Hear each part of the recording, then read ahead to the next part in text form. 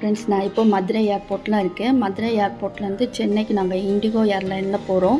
இப்போ நான் நிற்கிற இடம் வந்து சென்னை இன்டர்நேஷ்னல் டிரான்சிட். இங்கேருந்து நாங்கள் அபுதாபிலேருந்து யூஎஸ்க்கு நாங்கள் எத்திகாட் ஏர்லைனை சூஸ் பண்ணியிருக்கோம். எத்திகாட் ஏர்லைன்ஸை நாங்கள் ஃபஸ்ட் டைம் சூஸ் பண்ணியிருக்கோம்.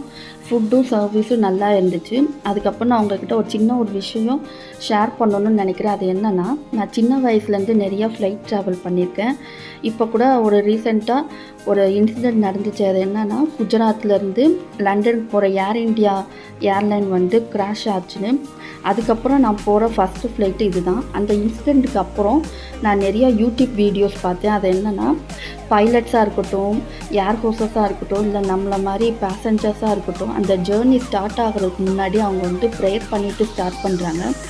அந்த இன்சிடெண்ட்டுக்கு அப்புறம் எல்லார் மனசுலேயும் பிசாஸ் வந்து ஒரு பயத்தின் உணர்வை கொடுத்துட்டான்.